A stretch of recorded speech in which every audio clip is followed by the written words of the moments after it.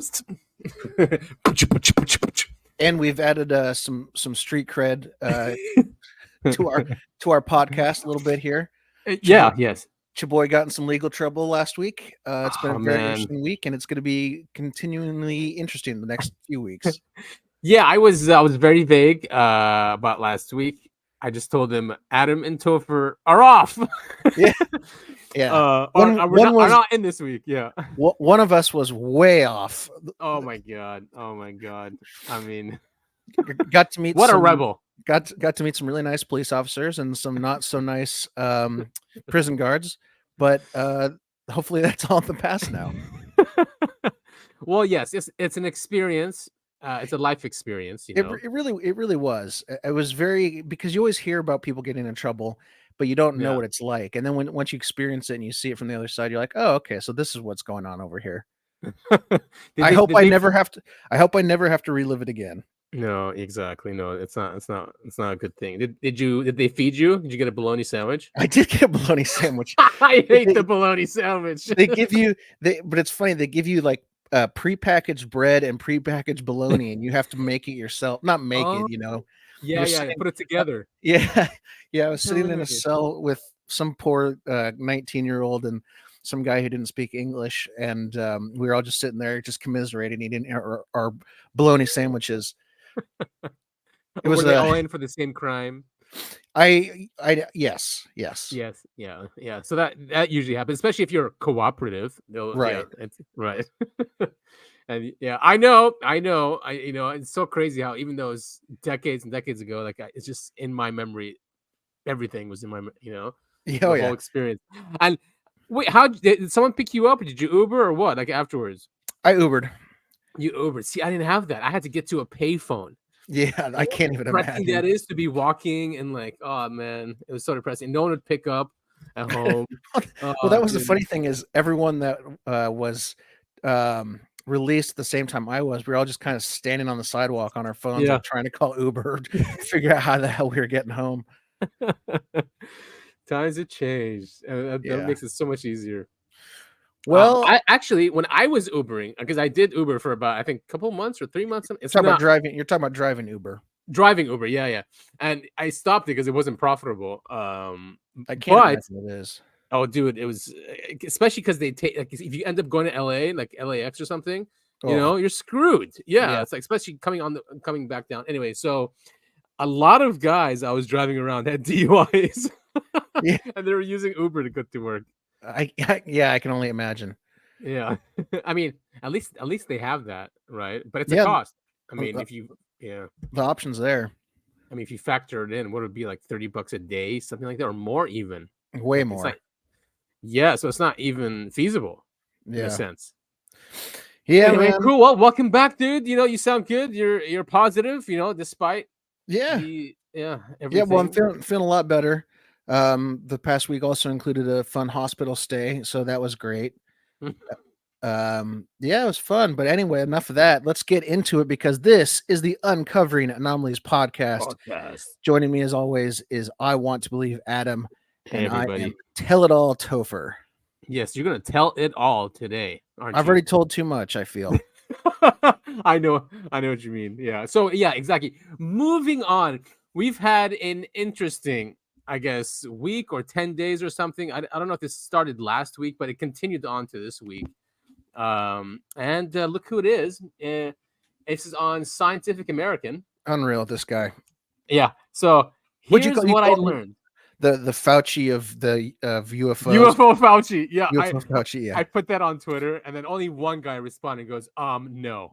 Like, yes. F off, man. He's exactly like Fauci. He's a lying career bureaucrat, doesn't give a crap about the people. He's a yes man. He does what the government tells him to, whether it's good for the country or not. He thinks what the government tells him to do is good for the country. And that's always a problem. If you believe what your government tells you to do is good, that's a serious problem. I mean, like Fauci, like so many emails came out, and all these emails came out, and he was like, from 3 p.m. to like 3 a.m. in the morning, he was arguing back and forth with scientists. Not really arguing. He was worried that it was going to get out that COVID was is this going to get us? I'm going to say it quickly, that COVID was a lab leak, right? So publicly, he's like, no, that's a conspiracy theory. What are you guys talking? And then when you look at his emails, he confirms it and was scared that it's going to leak out, and he covered it up, and he's still covering it up, and there's so many other things he's covering it up. So he reminds me of this Kirkpatrick. The guy left and retired, and do you know he did a Scientific American article, which is showing right here. He did a Vice article. He did a podcast on CNN. And we all know how trustworthy CNN is. Yeah, exactly. Did you know when they launched like an app, a CNN app or something called CNN Go, I think, and it only lasted a month? I didn't even think it was. I think it was CNN Plus or something. Yeah, but I know. Oh yeah. I know what you're talking about. I remember that. Or a week or something. It lasted. It was not very long. No, it wasn't. So yeah, exactly. So he goes on CNN, and then so all he's doing is talking smack about the community. Yeah, every community has bad actors. Every community has people that dox and and just do bad things. Mm-hmm. But we are an educated community about this. We know the history of this subject, and the people forced him out, and that's why I think he's sour about it. Sour grapes, a little bitter. Yeah, so this is his letter of, I guess, of him leaving. So he goes, "Here's what I learned as the U.S. government's UFO hunter." Oh God. Oh man, where's his stuff? Look how he starts. He starts out with Carl Sagan, first of all, who was a debunker, and he ended up before his death. He wrote a book called Contact, which became a movie. Right. Before that, he was always dissing the subject, so it was like a signal. Yeah, one of the famous debunkings that Carl Sagan did was of the Betty and Barney Hill. I'm sorry. No, it was Betty and Barney Hill when Betty came back and she had the star maps. And Carl Sagan, goes, "Oh, this could be anything. You're kidding me. This isn't a map. These are just random dots that happen to line up with the stars." And it was like, okay, man, that happened to line up with the stars. Okay, Zed-eye reticulate too, right? Yeah. So yeah, that's the type of person he was. So that's how he starts this article. Carl Sagan, because he wrote this, popularized the maxim that, quote, "extraordinary claims require extraordinary evidence." Oh, thanks, man. That's this advice should not be optional for policymakers. So see, he's trying to tell Congress and the Senate, to quit this stuff. Right. In today's world of misinformation, conspiracy-driven decision-making, and sensationalist-dominated governance, our capacity for rational, evidence-based critical thinking is eroding, with deleterious consequences for our ability to effectively deal with multiplying challenges of ever-increasing complexity. Wow, Sean, you're I don't know. That's just like how. What's your reaction when I read that? I mean, he's using all the jargon, like all the World Economic Forum jargon. That's exactly what my thought was. This just sounds like a person that knows to use all the right buzzwords to sound smart. It's absolutely ridiculous. It's sad. He's got to put the conspiracy in there and misinformation, sensationalist, and then he's the rational one, and he's the one using evidence-based critical thinking. So did you see in this? Okay, so this is only kind of related. Yeah, just the common thought. But did you see the picture that was posted of Biden? He's got the construction helmet on backwards. Yes. And then Snopes, when people were like reposting that picture, were going, he's got it on backwards. You guys know that it's on backwards, right? Right. And Snopes did a fact check and said false. It's not backwards. And then they had to go back and refix. Everyone's like, so you're telling us this picture and our eyes are lying to us that the helmet's not on backwards. And they had to go back and fix it. But in their fix it post, if you scroll up to that very top paragraph, it was the same thing where they just list a bunch of jargon word salad using all the right buzzwords to make it seem like, oh, we just didn't understand what the picture was saying or something like that. Like, it was such a stupid I didn't know they went back and changed. I did know that they put false. You should look up the Snopes, Biden hard hat. Yeah. Okay, let me share this. Snopes, here we go. Let's share this instead. Did Biden wear a hard hat backwards in photo op with construction workers? So, yeah, it was a picture from Senator Amy Klobuchar, right? Mm-hmm. And here it is. And you can that black plastic piece on his forehead. That's the part that goes on the back of your head. That's how everyone could tell it was backwards. But seriously, like, zoom out of the picture and look at, like, just, you don't even have to read it. Just start looking. Oh, see, it says they true. changed it. That's what I just said. They changed it true. But Oh, okay. no, I didn't hear that. scroll down. Okay. Editor's note. Start just Yeah. look at some of the stuff in here. It's just a word salad. Here's the first sentence. We received a ton of comments in a very short time challenging our assumption that wearing a hard hat backwards means wearing it with the brim facing to the rear, and forwards means wearing it brim to the front. So they're challenging what the words backwards and forwards means. That's their original statement. Man, these people, this website should be shut down. But okay, listen. Look, the prevailing counter argument is that if the suspension of the hat has been purposely configured by its owner such that the bill and tightening knob are worn to the back, as was in the case of the hat Biden wore, to wear that hat with the bill facing forward is, practically speaking, to wear it backwards. That is a whole sentence that is just word salad. This is like Therefore, 1984. it's argued it's actually true that in the photo op discussed below, Biden was wearing it backwards. The strap and tightening knob, which should have been behind Biden's head, were on his forehead. What? A corollary to that argument is Biden looks damn silly in any case. We find these arguments sound. It's ridiculous. It's word salad. Wow. Complete word salad. Just say you were wrong and you lied. Exactly. It's not even that they were wrong. It's that they lied. They lied, literally lied, because they said that it wasn't like, don't believe your eyes. It's not backwards. Right. Oh, man. But yeah, you're right. That's exactly what we're dealing with. Yep. That's exactly what we're dealing with. These people, it's like mind control, but it doesn't work anymore. These tricks used to work all the time. Snopes used to work all the time. Mm-hmm. These tactics of just, saying everything's a misinformation, disinformation, and a conspiracy. Yeah. That word used to just shut up everyone. It doesn't anymore. Well, and I take great umbrage with the fact that Snopes is considered a fact checker when they're not. They're a propaganda machine, and it's too late because they're always used as quote unquote proof that something is true or false. When, as we just showed you, they're not looking for the truth or falsehood. They're just pushing whatever agenda they need to push. Politics, and. I think Facebook still uses them. So which means when that was shared on Facebook, even though it's true, it was probably blocked. Right. Because Snopes said it's false. And now that it said it's true, I don't think they're not going to go back and fix it. Yeah. Right. Exactly. It's like those articles that the title lies, and then the next day they print like a correction. Yeah. But no one cares because they're just using the original article title as their right, because and we know this is that first impressions mean everything. Yes, the first article, even though it's a lie, that's what goes into the collective conscious. 100%. Yeah. So I mean, and they know that they can get away with just lying and saying, "Oh, sorry, here's a correction." Mm-hmm. Unbelievable. So look at this guy. He calls them conspiracists, also known as UFOs.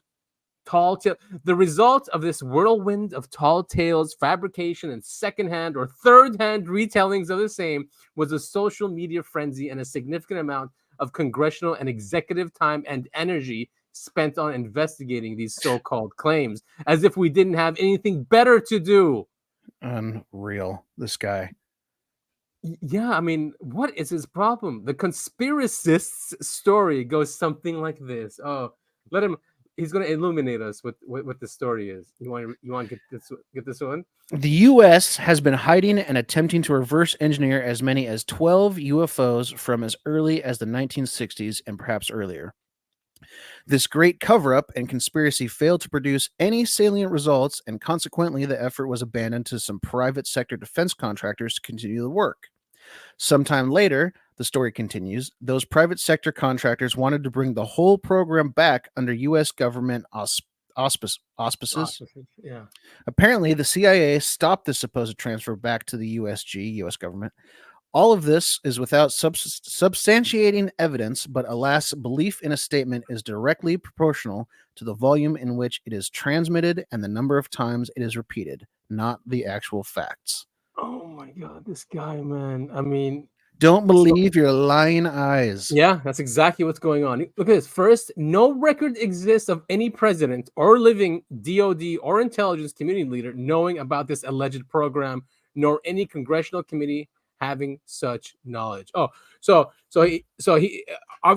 like some or many presidents have not been told about this, right? Members of Congress have not been told about this. Like a very select few, very select few. I think handful within the 80 years of the cover up, so for him to use that, it's like that's the problem, man. Is that it's so overclassified. Yeah. And we've covered this before with Richard Dolan, and even Grush talking about this, and even Congress knowing this. Like Burchett, he always says it's like looking down a barrel of a gun. That's all they know. They don't know the big picture. So that doesn't make that's not a good argument there. Not even, yeah. Oh man, it's just so frustrating to see that this is the official party line. Yeah, and he's blaming now Bigelow and Harry Reid. Harry Reid, yes, he's the one that basically started this because he knew he was a senator from Nevada. Mhm. He was the Speaker of the House, very powerful, right?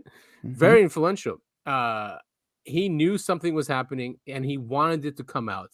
And everyone knows the story, right? Of OSAP. He started that. He got the funding, and he basically hired Grush because of his clearances and his great reputation. He hired them. They hired him, or the U.S. UAP task force hired him to go find out about this. Right. And that's why this guy is upset, because they were outed. The secret was outed. They were found out. Congress knew about it. And then the DOD took over OSAP, or they took over the UAP task force, made it OSAP, and then made it into AARO, and then put it in Kirkpatrick. Because it wasn't under the DOD before. I mean, it's just the level of deception and lies that have been used to cover this up is just it's baffling to watch. It's baffling that we're not up in arms about that, because this isn't just the UFO stuff. This is everything. This is 9/11. everything. This is Everything. WMDs in the Middle East. Yes. This is trading. JFK. This is JFK. I mean, this is everything. Yes, it is. It's a bureaucratic state. It's whatever, corporatism, crony capitalism, whatever you want to call it. It's just about power and money, and that and to keep everyone else suppressed. I mean, so even now, Vice, former Pentagon UFO investigator, is pissed because Congress believes in conspiracy theories. They're still using that. It's so funny. There he is. What do they say here? Oh, so why did he stop hunting for UFOs on behalf of the American government? In short, because congressional leaders believe in conspiracy theories with absolutely no substantial proofs. Our efforts were ultimately overwhelmed by sensational but unsupported claims that ignored contradictory evidence, yet captured the attention of policymakers and the public, driving legislative battles and dominating the public narrative. Here's a question. So, if this is true, what he's saying, that's unsubstantiated, right? Mhm. Why did they gut the UAP Disclosure Act? Why? There's not a good answer for it. I mean, everything in there was gone. All it said was, if some agencies have some information on UAPs, they have to disclose it. That's it. That was all that was left in there. I mean, the thing is, so many people are going to believe this. I mean, half the population is going to say, "Oh, I knew it." Conspiracy theorists, are just convincing the government of a lie. And that's what's so dangerous about this. That they repeat that Kirkpatrick said the AARO did investigate this tale. No record exists of any president or living DOD. Oh, we read that. By the way, do you know AARO doesn't have the clearances to actually look at what Grush uncovered? Shocker. So they can't even go investigate. So it's like a double lie. Oh my God, our government at work. Just I they're know. complete buffoons. All right, you know what? Let's move on. Well, we're still going to talk about it because there's Oh some yeah. interesting stuff that came out. So this is Adam Goldsack on X. He goes, the close working relationship between Susan Go and Sean Kirkpatrick tells us everything we need to know about both individuals and their intentions. Susan Go is the PR or communications director for the DoD. So yeah, if you write the DoD, she will respond, or her office will respond. Right. And there she is, right there, right behind Kirkpatrick.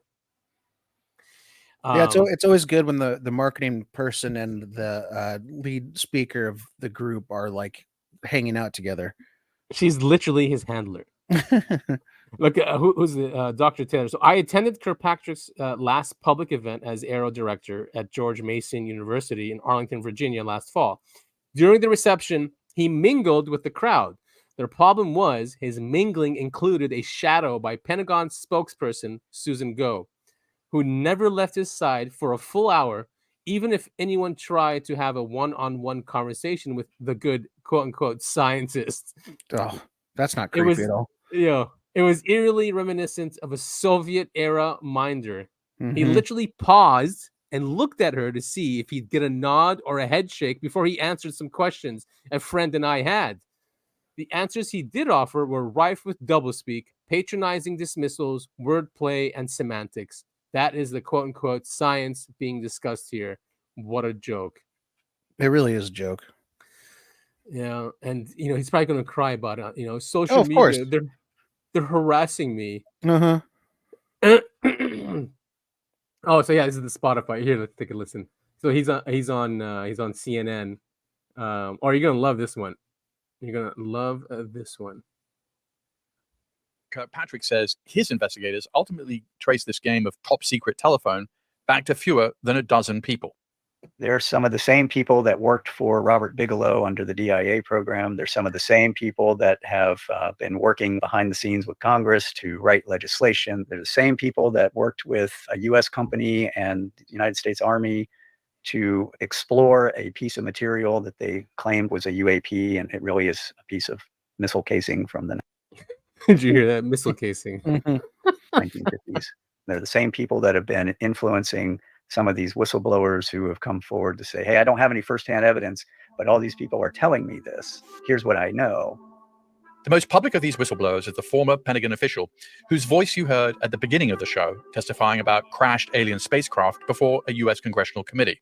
I was informed of a multi-decade UAP crash retrieval and reverse engineering program.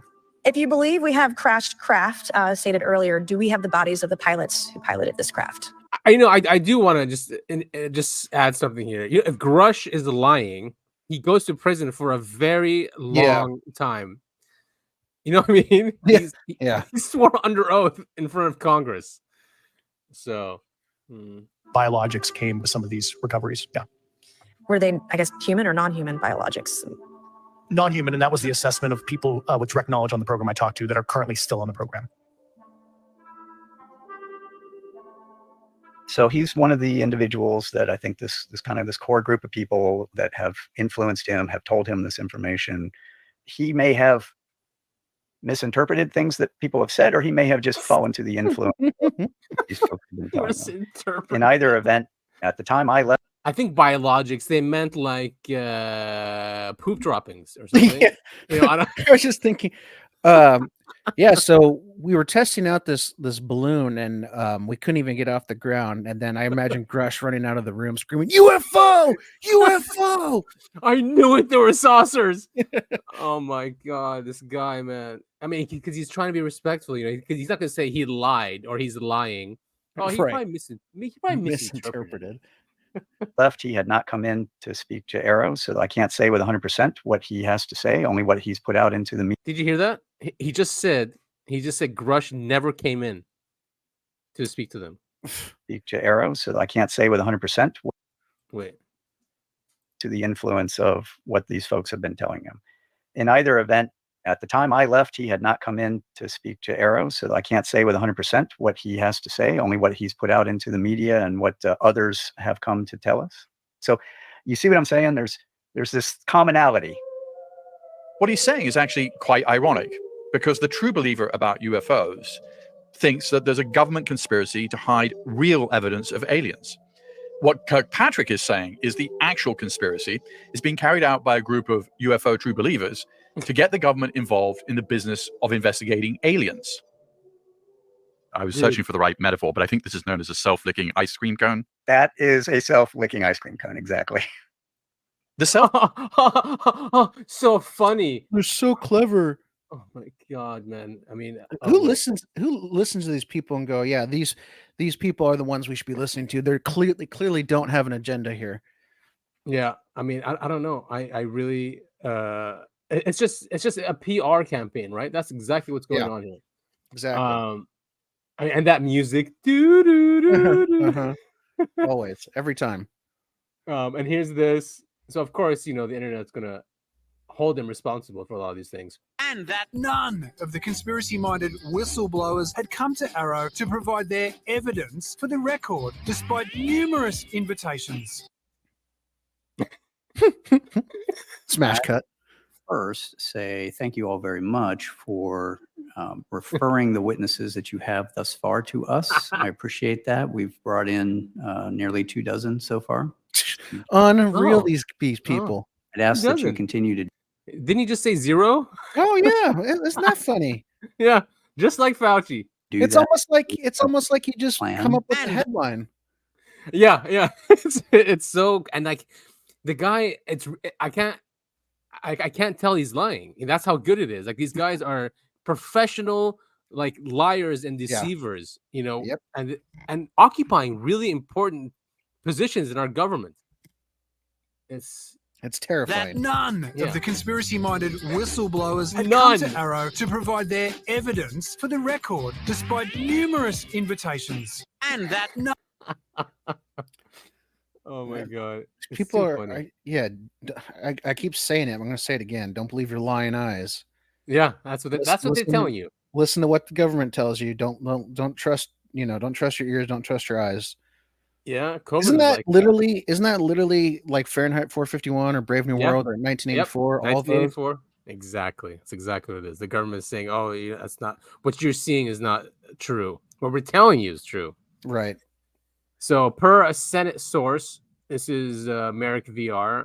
Kirkpatrick appears to be a disinformation agent. He is not being honest about what he heard from the whistleblowers that were referred. Yeah, as we AARO shared, right. And AARO shared no info on UAP whistleblowers with Congress. DSD Hicks, I don't know what that means, may have fired Kirkpatrick. That's awesome. And yeah, he was fired, right? Sure, hope so. He's still in the public. He's still in the public eye and acts as a spokesperson, though. Yeah, and that's the annoying part. He got a CNN podcast. He was in Scientific American Journal, on Vice. I mean, those are huge publications, and he's just spewing these lies. And when the DOD was confronted about it, they said, "Oh, he's a private citizen now, so he can say what he wants." So they weren't going to comment. Okay, yeah, that's Michael Sala. He's not. I mean, he's talking about science-based strategy. Maybe we don't need to do this one. Oh yeah, this is funny. Vicky Verma, he's a good account. He's a good account on X, always sharing like historical stuff. He goes, Kirkpatrick solved 75-year-old Roswell mystery. All UFO researchers just wasted their time, and some died without knowing the truth. Aliens are none other than U.S. government who are manufacturing high-altitude metallic spy balloons. Of course. Now we can all die in peace. Yeah, of course. So yeah, look at this. He actually commented on what Roswell. What Kirkpatrick learned about Roswell conspiracy theories. I'll try and get through this quick. Nice. The Roswell story began in 1947 when the U.S. military first put out a report saying it captured a flying saucer near the Roswell Army Airfield in New Mexico. They would later retracted the claim and put out the new official story that it was a weather balloon. The damage was done. To this day, conspiratorial thinkers gotta label them, believe that alien bodies were discovered or recovered amid the wreckage. But Kirkpatrick chalks all of the UFO hoopla up to a top secret government program not to reverse engineer alien ships, but to manufacture high altitude metallic spy balloons. In his estimation, recovery operations to retrieve those down balloons, as well as a very fatal military plane crash at the time, combined to perpetuate the UFO myth. Wow. Everybody's still raw from the war, and there's lots of technological issues that people are trying to wrap their minds around, Kirkpatrick said. And that affected a lot of what people saw and how they reported. I think the same thing is true today. Poor dumb people. And this is what this guy thinks, that people are just dumb. A lot of people are dumb, I'll give them that, but the sheep are becoming less and less. I'll put it that way. Yes, that's definitely true. But he's also saying that people, again, the whole like lying eyes thing, like the witnesses that saw all this, that picked up the wreckage, that were crumbling it up, that were trying to cut it, that were trying to burn it, and it kept its state, it kept going back to its original state. All that stuff, it was just a balloon. I think we found the title of our episode this week. Your lying eyes. Yes, I like that one. Yes. Believe your lying eyes. So sad, man. So sad. So this one I thought would be good. We're not gonna watch the whole thing, obviously, but we'll put the link to it. Multiple pilots on record in 40-minute video. So all these people, all of them, historical UFO videos were just hallucinating. And one of the very first big time UFO sightings, of course, I can't remember his name. It was Kenneth Arnold. He was flying a plane, and saw 9 disc shaped, saucers, flying not super close to him, but not far away either. You could tell they were disc shaped, and called them in. And it was one of the biggest phenomena of the day. I mean, he was getting interviewed as he landed his plane. It was nuts. Exactly. Yes, and he coined. Well, he said they were flying. It looked like exactly. That's where it came from. The whole flying saucers thing. So this is a great video. It was a perfect shape. It was shaped sort of like a pearl with a tail. I think even 1931, Sir Francis Chichester made the first solo flight from New Zealand to Australia. And I watched this thing, and suddenly it disappeared.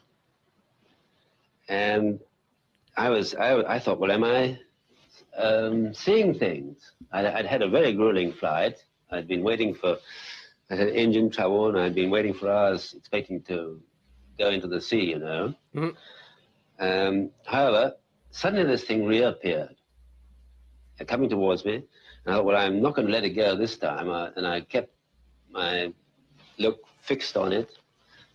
And it approaching fairly fast, and then suddenly, gradually rather, it began to thin out, and it vanished in front of me, before my eyes. It became a sort of ghost. I could see the water, the waves of the sea through it for one instant. Crazy. And then it vanished. That is crazy. And he even said, he's like, I thought I was seeing things, and then it reappeared, So I just hate when people talk about witnesses saying, oh, they're probably hallucinating, or people actually have these internal discussions with themselves, and they're going to come forward and say something, it's after they've had a discussion, or they thought about it, especially someone like him. I didn't know he pioneered aviation and sailing. I mean, well, he clearly saw some Chinese drones in 1931. Here's what you were talking about. So this is him. This is Kenneth Arnold.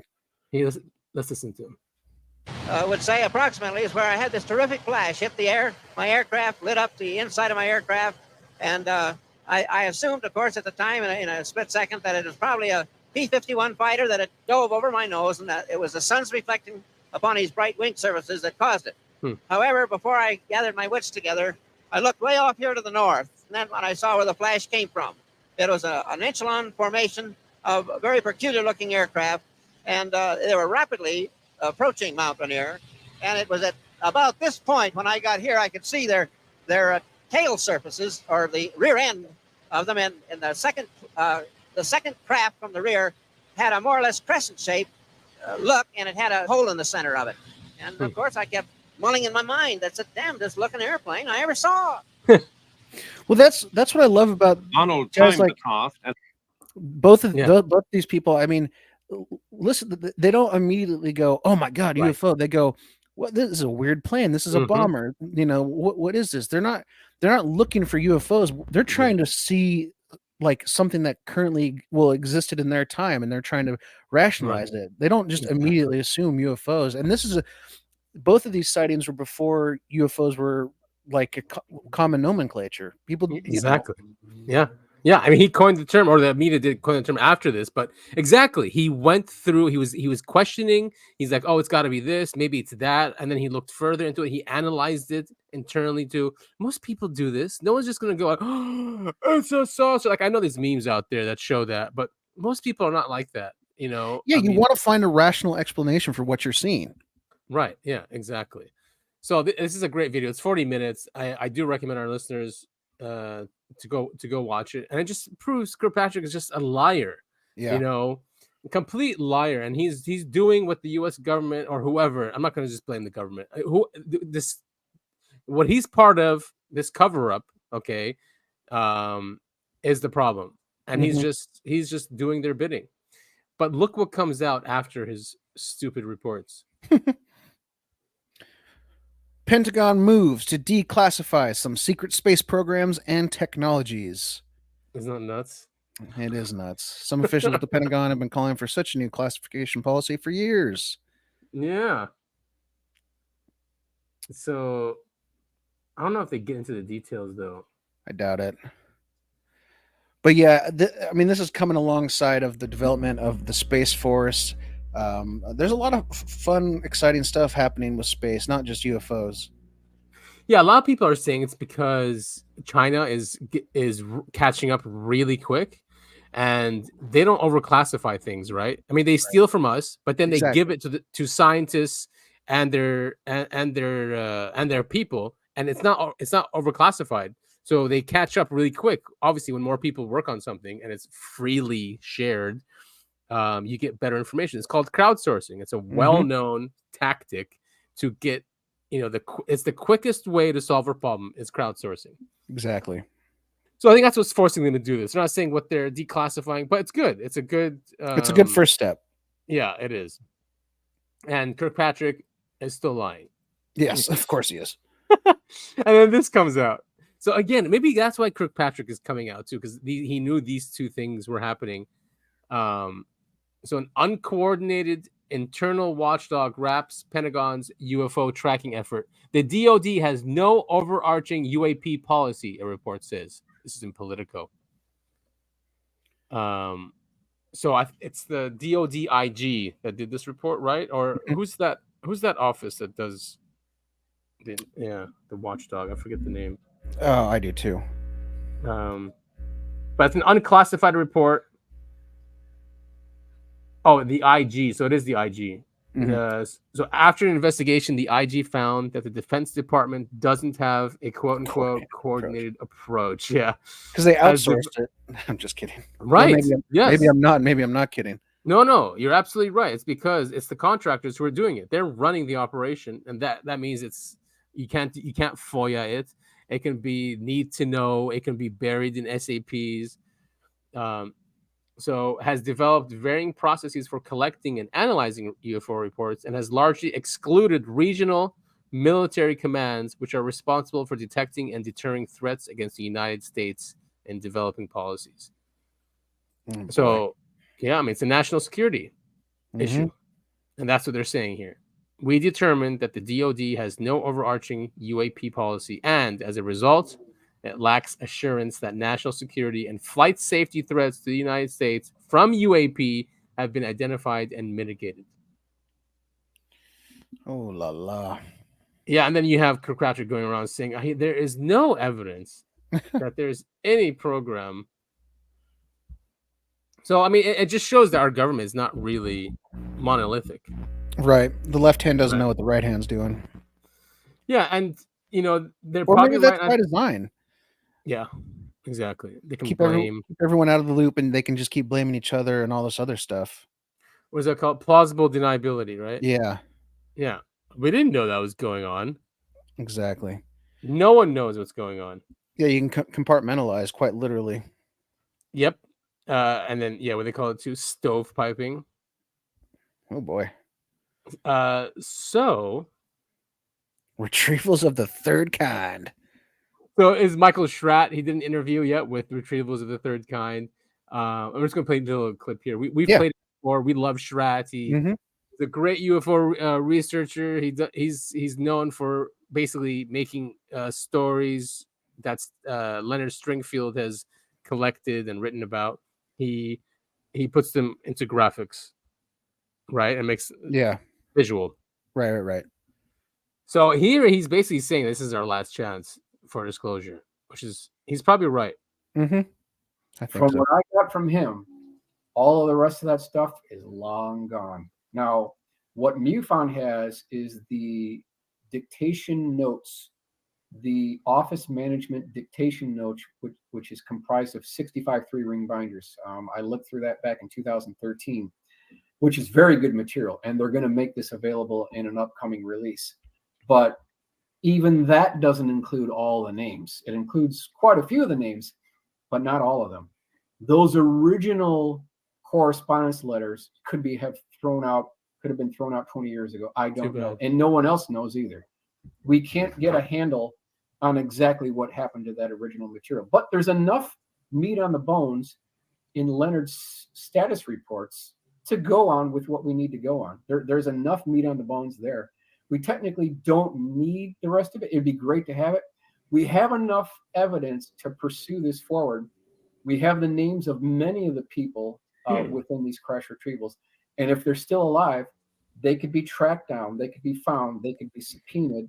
They would be not hostile witnesses, but friendly, cooperative witnesses.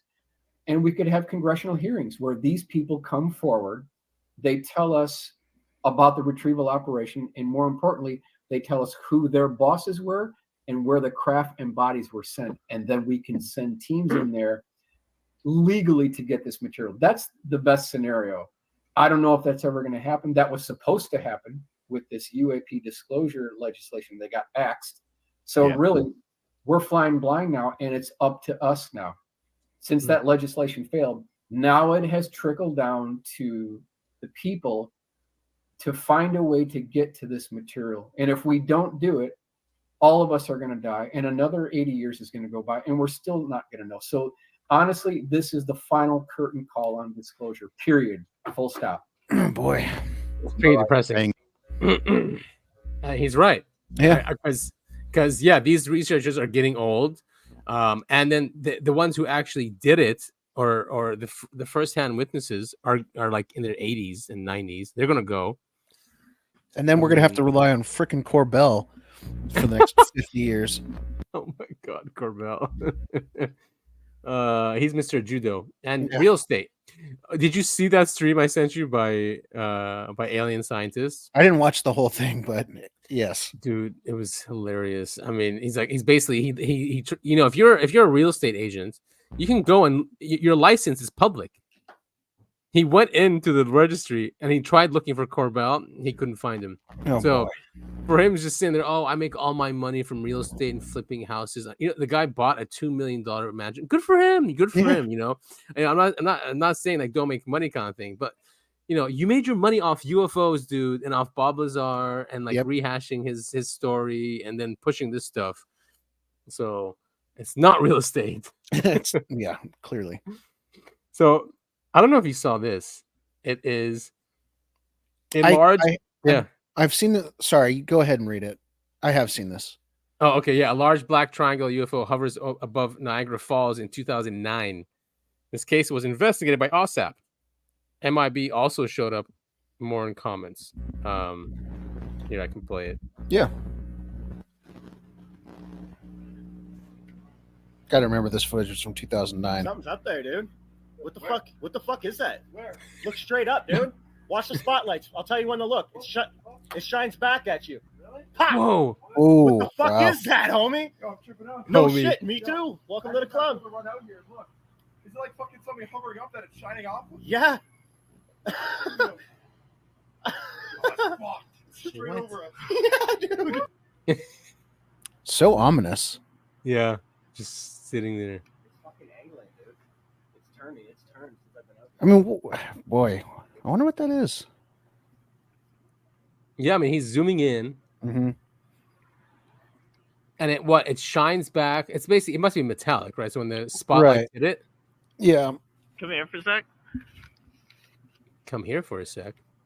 He's probably talking to his friend. Oh. What? Like, look where the screen is from my view. Yeah. I mean, it could be one of ours, right? Yeah. Yeah. I've always wondered about the triangle UFOs that are seen. I think if there's something that's secretly human made, and I do remember this part too. Yes, I was just going to say I only saw this. I never knew there was a backstory. Yeah, oh yeah, it's a whole thing. Sorry, this next video is 2 men in black show up to the guy who filmed this. It looks like it's a hotel, and the videos these 2 men in black walk in to come talk to him. And they're like the traditional, they're dressed like men in black and they're tall and thin. And they look, I mean, it's not great footage. Again, this is from 2009. Very, very bizarre. It is very bizarre. So wait, does the guy talk about, or did he shut up because they shut him up? I'm sure he shut up. Or he was replaced. Yeah. Dude, this whole thing is such a weird, like, yeah, right, and just like, nothing about it is normal. No, and it's not. That's why I can't stand with someone like Kirkpatrick that we entrusted him, to have. We entrusted him with this position so he can, finally. And he told us about transparency. It's all about transparency. We're trying to be transparent. Like, why didn't he really investigate all this stuff? Yeah, it's sad. It's really sad. So this is from the Japanese Space Phenomenon Observatory. Apparently, this camera caught 2 Tic Tacs. Yeehaw! There they are. Ooh! Is that cool footage? It is. It's not. Wow. Those are clearly birds. They could be like swans, right? So. Yeah, I know. If swans knew how to dive in a straight line sideways. Yeah, and they accelerate. So it starts slow, then accelerate. Yeah. Yeah, it's cool footage. Nice footage, huh? Yeah. Also, so I don't know if you heard about this. So before we play it, I'll give an overview. Astronomers, I think she's from Harvard, right? Should I say Harvard? Anyway, one of the universities, they went through astronomical plates from observatories, and they were comparing, because they want to see how stars are moving, if new stars are being born, or planets, or these things. So they found 3 or 4 plates that showed star-like objects on one plate and then disappeared within like an hour, or even like years afterwards. And then this is the scientist that found those. And when she gave the dates, people told her, wait a minute, that corresponds with like the DC UFO flap. For example, 50s? In the 50s, exactly. So this is her going through those, and this is on Richard Dolan's show. He interviewed her. It's a great interview, and she goes through the whole process of how they found these plates and they're speculating obviously what they are, but what are they? These things, they thought maybe it might be a mistake in the plates because of nuclear explosions. But yeah, she goes through here in more detail than what I can say. Perhaps you can tell us as well how you obtained these plates or these images. And then we have a whole other discussion that we're going to need to get into relating to Harvard University and the management of astronomical data there under the lead astronomer of Harvard at the time, Donald Menzel, also very well known in UFO circles. But let's look at these images first, if you can bring those up. Let's start with showing the first thing that we found.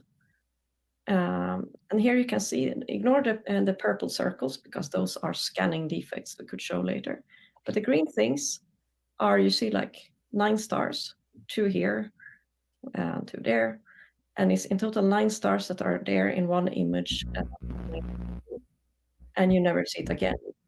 And you can say, of course, maybe the second image is not as clear as the first, but we actually compared it also with images 6 days later, 1 hour earlier, sorry, half an hour earlier. And they are never there before and never there after. So they look like they appear and vanish within 1 hour or 50 minutes.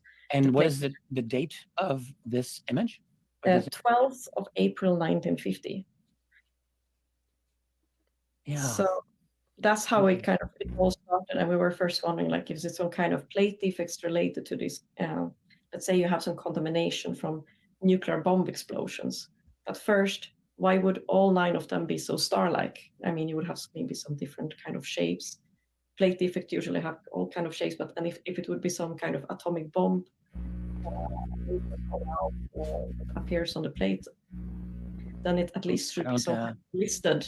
There's a record of all, I think there's a record Doesn't of match. nuclear detonations.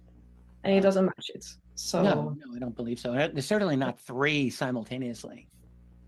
And are you able to, you probably can't determine like the altitude of these lights No, or we have anything only- like that. They're just images, right?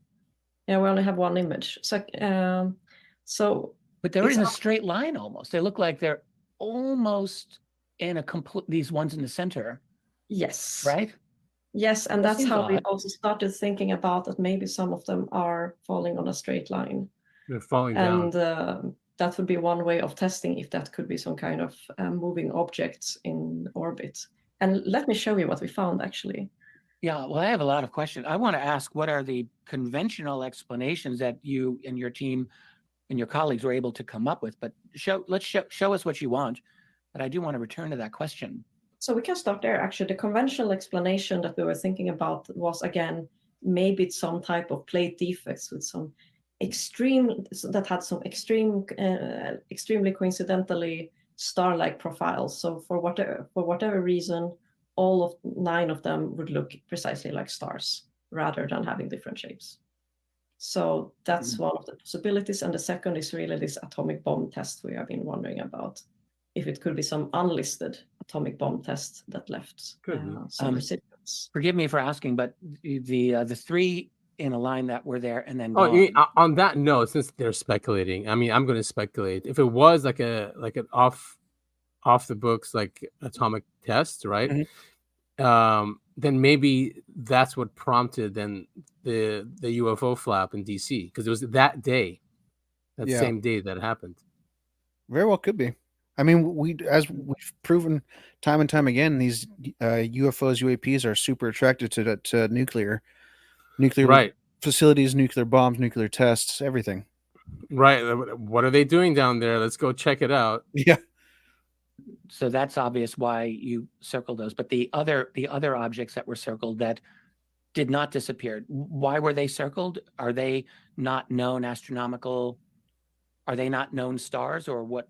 Oh, you mean the ones that were purple? Yeah. Because there were scanning defects. If you use 2 different scans, I'm so sorry. scans, and from 2 different groups, like I was using Super Cosmos scans and DSS scans, you could see that this was something that appeared because who was scanning them used a dirty plate. And that has a wrong date in the table because of this. But this one is from the 27th of July. The probability to get such an alignment by chance is 1 in 10,000. And it was our in perfect alignment again.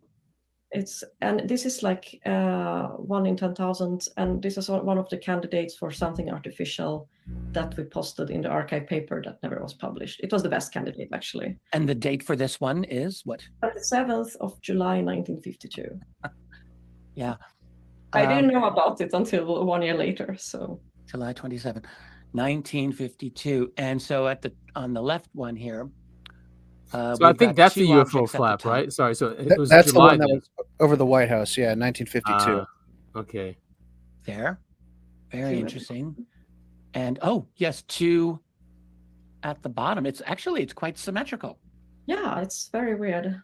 You've got a single anomalous object in the center, and it looks pretty close to equidistant, doesn't it? It does. It looks like, I mean, whether by design or coincidence, it looks like a genuine pattern here. 2 at the top, 2 at the bottom. The ones on the top are much brighter, but they are no in evidence. fact, they're so far. almost No evidence. Mirror images Absolutely of none. each Well, they other, didn't. and She it didn't tell makes this me to wonder, AARO, could this so be some kind of Yeah. And she's not like a ufologist or anything. She is an astronomer working in Harvard. yeah. You know, So that, she that clearly found has. these She clearly has no idea what she's doing. Yeah, exactly. And it's crazy to see in the 50s, and that it correlates with that. Here's another one. This is 6. Oh, I can't see this one. The 1952 one. So in other cases, they're spread over a big field. But here, when they're very close to each other, maybe you could in some way explain it with a gravitational lensing. Although when we tried to look at it, we were kind of, it would need a black hole that is 10 times the mass of the Milky Way black hole. Kind of. Did you say 10 times the mass of the Milky Way? Yeah. I mean, the point she's making is stars don't just disappear that quickly. Yeah. And then, yeah, there is some, we haven't really managed to explain it with gravitational lensing yet, but we have tried to think about, let's say, you have some very short astronomical transient in the background that gets lensed by this massive lens. So suddenly appears several images of the same thing and then they vanish. So we have been thinking about that as a conventional explanation, but I'm not sure if it works. And otherwise, it could, of course, also be related to the previous phenomena that we have seen before, that it's all the same type of thing. Just here it's in a small image, like spread in a small region, and there it is spread in larger. I mean, And I don't think we're gonna have. I mean, unless we start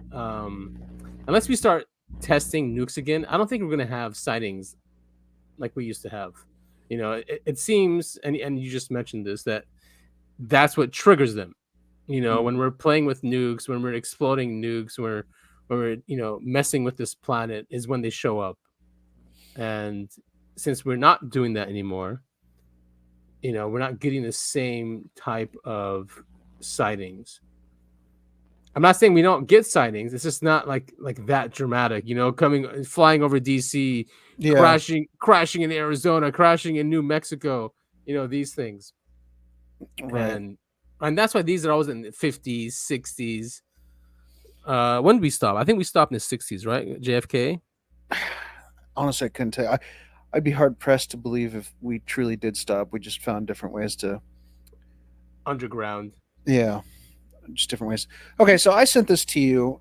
So I was watching this weekend. I was watching the new season of True Detective. It takes place up in Alaska near the Northern Circle, and I was reading through the comments. Oh, the new one. I want to start that. Is it good? It's pretty good.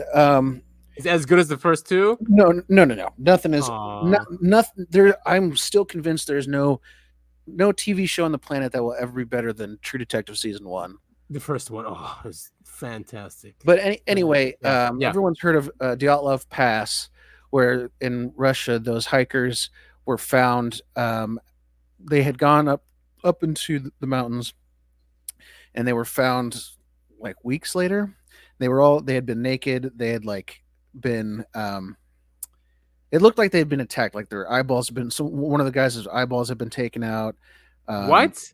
I know they were bleeding. I didn't know his eyeballs were taken out. Yeah, the theory is that some wild animal got to him. It's just, but it's weird because of how far up the mountain they were. Anyway, something similar happens in the show, which is why this came up. So this incident is called the Kamar-Daban. I'm sure I'm mispronouncing that incident. Also in Russia, Siberia, I believe. Siberia, and it's just another weird case where the hikers are found in a very strange sort. Let's. Yeah. So here are the hikers. So it was in 1993. I think so. 7 hikers were trekking near Lake Baikal in Siberia when they were suddenly overcome with horrific symptoms. Blood streamed from their eyes and noses. They clutched at their throats and bashed their heads against rock. What? And these are the same kind of things that they found with the Dyatlov Pass hikers. They were just the way that they died was just so bizarre. It's it's never really been solved, because how do you solve that?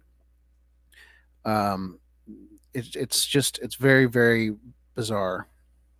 So they planned a hike to Kamar Daban mountain range. All right. They were young, 23 years old, 15, 16, 17, 24, 19. Yeah. You skipped the most important sentence. Right, stop. Being familiar with the area, which was a popular tourist spot and regarded as a safe hiking destination. Okay. And right, so they weren't trekking in any weird areas. Right. So what happened? It's a Rumble video. It's same thing. They go missing. Search team comes out and finds them. They're all in various stages of very bizarre deaths. You want me to play the video? I don't think it's too long. It's a full documentary, I believe.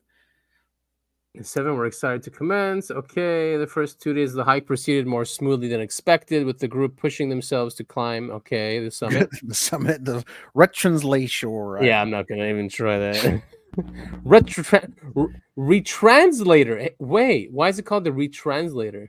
That's some weird Russian translation. Translator. Yeah. Do the added weight. Okay, so they slowed start a fire. down.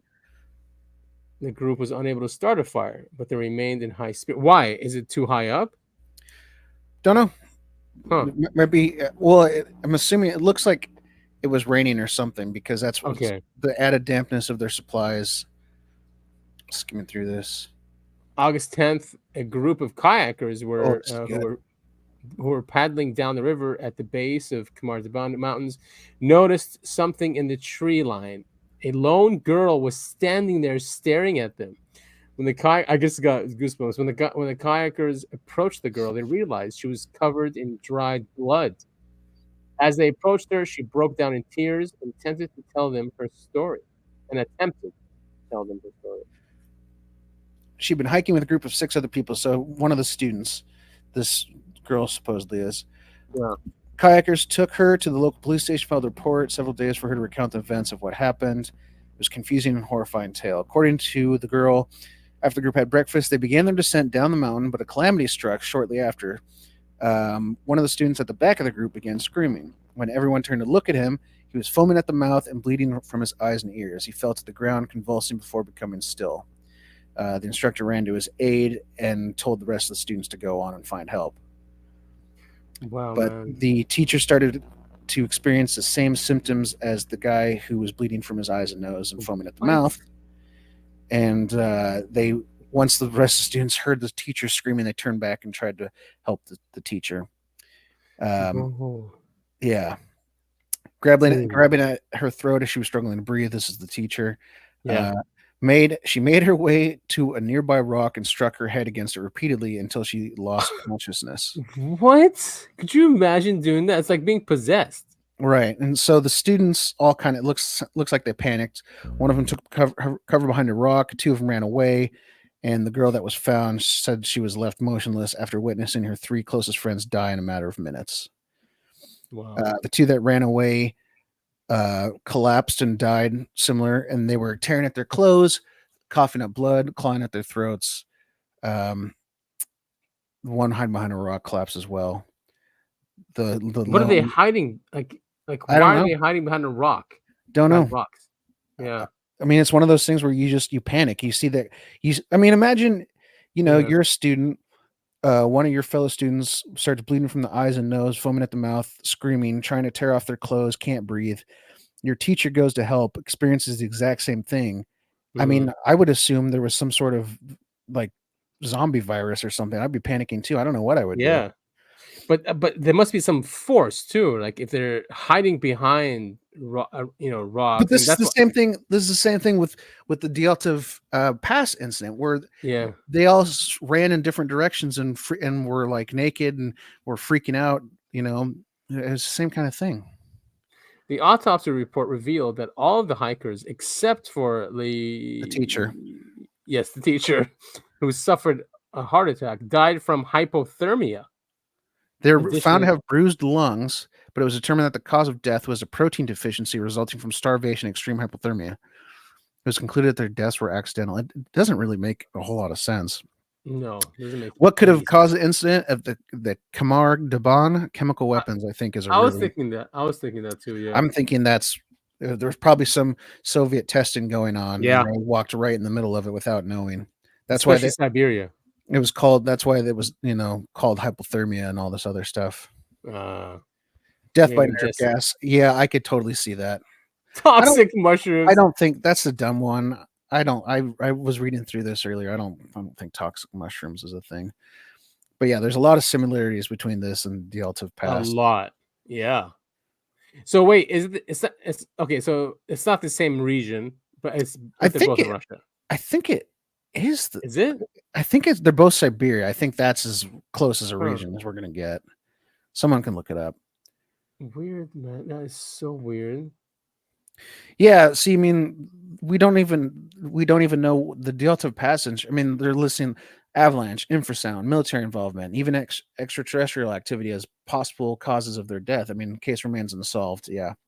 Anyway, do we know like has anyone looked into their history, like what type of people they were? You know what I mean? Like, I'm sure they have. Yeah. And because that's what I would do. I'll try to see like these two groups, what makes them similar. The people, I mean, themselves, what makes them similar? Because it kind of looks like they're targeted. Well, see, the second group, it was a teacher and her students. The first group, they were like professional hikers. That was the weird thing. But also that was in 1959, the Alta Pass. I think it was 1959. This one was 1993. So there's a pretty significant time gap in there. Yeah, I'd like to look into this more. And yeah, this was some patterns. One of the better articles I could find. There's not a whole lot of info on this incident. Magical mushrooms. Yeah, that's gonna kill them, sure, dude. Yeah, it'll make you bleed from your eyes and mouth and makes it spread to everybody else. It's non-toxic. Don't fearmonger the cubes. Thanks, Bob Dobbs. Anyway, I thought that was a fun read, and it. Go ahead and check out the newest season of True Detective. I think episode 3 is up tonight, so it's still getting going. Sweet. All right. Yeah. And you'll see why this incident came up when you're watching the first or second episode. Okay. Well, I mean, I saw. I'm like, oh, nice, Jodie Foster. She hasn't been around in a long time, so I feel like True Detective is like they like to bring back old movie stars or producers or actors, you know what I mean? Mm-hmm. Well, it was the beginning of Matthew McConaughey's the McConaissance, whatever they called it, because he was doing all those, like he was just kind of like almost like a B-list act, like he was obviously an A-list actor, but he was doing like B movies for a long time. Yeah. And then that was like his big break into like, okay, I'm a serious actor now. Well, everyone uses the memes from that. Oh, smoking. Yeah, smoke so much. Yeah. That's the other thing about this season of True Detective is it brings back a lot of stuff from season 1. Really? Yeah. Cool. You'll see. So, all right. So it was a great ring that was discovered in the universe. The Great Ring, as it is called, is a nearly perfect circle of galaxies and galaxy clusters that spans approximately 1.3 billion light years in diameter, making it larger than any known structure. The Great Ring covers about 3% of the observable universe and may be part of an even larger structure. When visible to the naked eye, it would appear to be the size of 15 full moons. Whew. Yeah. So now, a modern science can't explain how this happens. The Great Ring is not only larger than these structures, but larger than any other structure discovered to date. This challenges the cosmological principle, which states that the universe should appear uniform in all directions and all observers within it. While there may be random variations in the distribution of stars and galaxies, at the largest scale, they should merge into a homogeneous system. So this structure is 1.2 billion light years. Yeah, that's impossible to fathom. I mean, this is not the true image. This is, obviously artist recreation. Right. But see, like this ring here are all galaxies. Yeah. And then this thing in the middle. Insane, I mean, it's pretty nuts how big our universe is. It's hard. It's hard to even fathom, really. It is impossible to fathom. Yeah. I mean, who would have thought? I mean, so imagine our Milky Way entire galaxy is in here, which has 100 billion stars, and we're a tiny little dot in this picture. Yeah, right, exactly, and it's just amazing. And imagine that is a civilization. That's a multi-galactic civilization. There's some really good videos on YouTube that kind of talk about this concept and like what a type 1 civilization is, a type 0 civilization. When you get up to like type 5, type 6, or type 7, and it looks like that when you can move entire galaxies and use them to power your civilization. You know, because we're not even a type 1 yet because we haven't harnessed the power of our star fully. And we're still warlike. You know, we just but it doesn't have when you're talking about type civilization, it has to do with energy. It doesn't have to do with like gotcha. Yeah, Okay. it doesn't have to do with like what kind of people we are in terms of civilization. Right. It's just what kind of energy we harness. Yeah, so if you're using the sun, that's type 2, right? I think it's type 1 because we're not even. That's type 1. I think we're technically like a 0.6 civilization or something. I can't remember. Yeah, but it's interesting stuff to look at because when you start getting way up there, you see that these civilizations, if they're able to harness entire galaxies, it's just insane the amount of power you would have. Yeah, could you imagine this one like harnessing multiple galaxies? Right. Yeah, it's crazy. Unfathomable. It is crazy. I mean, space is I don't know, it just reminds me of Portal 2. There's that one character at the end that's obsessed with space. Space. We're in space. I'm in space. So Pasulka, Diana Pasulka, author of American Cosmic and now Encounters. She was on Joe Rogan. He does not look like that anymore. No, he does not. Actually, I saw a funny picture of him, and someone commented like he's slowly morphing into Danny DeVito, and I was like, "Holy man, that is dead accurate. That is dead accurate." That's hilarious. That's so accurate. Okay, we'll see in this clip. So, but she's talking in this clip. She's talking about harassment for researching this subject, and we have Kirkpatrick and NASA complaining that we harass them. Right. But we know who gets harassed. People that want to get this subject, this information out. People that want disclosure. That's the real harassment. Mm-hmm. Government doesn't get harassed, oh wow, because they get tagged in social media posts. Right. I know. It's pathetic. It is pathetic. All right, so what I found was that there were several different factions within the perception management of UFOs. And one of the factions was responsible for sadly harassing people who do research. And I found this out by being harassed. How so? How were you harassed? Okay, so, here I am, just your average professor doing their work and doing it pretty well. And then I start to study UFOs thinking that they're not real, thinking that it's just a new form of religion.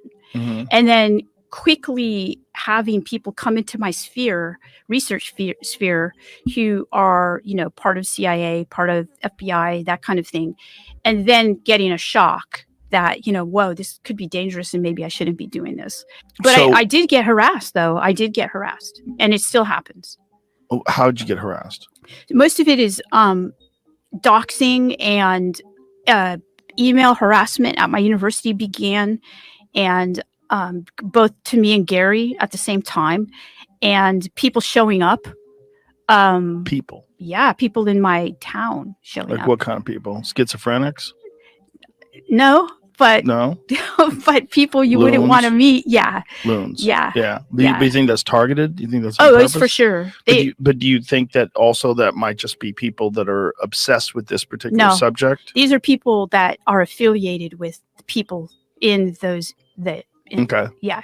I mean, there's no doubt.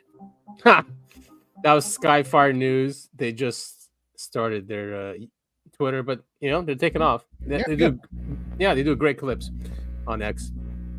It is scary to think, and this is one of the reasons why we're not using our real names, that your life can just get ruined just by talking about this kind of stuff or researching exactly. it. Researching exactly why. Yeah. It's exactly why we don't use our names and why I'm always behind VPNs and I use fake email. And it doesn't mean they can't find out. I mean, they can if they really want to. Yeah. I mean, it just takes resources and they have other, things to focus on. Bigger fish to fry. Wait until we get 1 million viewers or listeners. Then we'll be the big fish to fry. Oh yeah. The anti-government conspiracy theorists. Always. So I found I pretty much know this is a joke, but I thought it's cool. It's a billionaire bunker commercial. Oh, good. Yeah, so it's really well made. You'll enjoy this. In a world where uncertainty looms, one mustn't merely survive, one must thrive.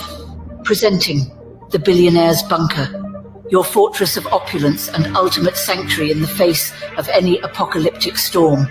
Security isn't just a feature, it's a lifestyle.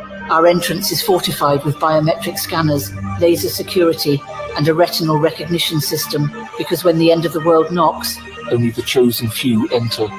Step inside, where luxury meets fortification. The walls aren't just walls, they're a blend of reinforced concrete and cutting-edge technology. Your refuge is a masterpiece, designed to withstand anything. Our living rooms boast bulletproof windows with panoramic views of the chaos, because you deserve to witness the end in style. The furniture, self-repairing, because who has time for a handyman during an apocalypse? The kitchen is stocked with gourmet, long-lasting delicacies that defy the decay of time. Our chefs are prepared to create culinary masterpieces, even when the world outside crumbles. Rest easy in a bedroom. It's not just a haven of comfort, but also equipped with a discreet escape route. Because in the face of calamity, a secret passage is worth its weight in gold. Need a break from impending doom? Our entertainment complex includes a panic room that makes you forget the world outside. Oh my God. Enjoy movies, virtual reality, and even a simulated sky with the push of a button. Survival isn't enough. It's about surviving with style, the ultimate shelter for the elite, the Billionaire's Bunker, where extravagance meets resilience. Because when the world crumbles, your legacy doesn't have to. All right, two things. This whole video is essentially my wet dream, except for like having other people there. I think I honestly think that like that concrete style that really does it for me for some reason. It's so. Ooh, me too. Me too. I'm not kidding. The second thing is I think this is what Zuckerberg is building. Right. Yeah. Well, he did it underground. Well, yeah, but Yeah. I was dying at the panoramic views of the chaos outside. Yeah. Yeah. Behind bulletproof windows. Because it is how they think. They think they can just watch the apocalypse happen. They currently are. What are you talking about? They're not affected by the economy and shit. No, they're not. You're right.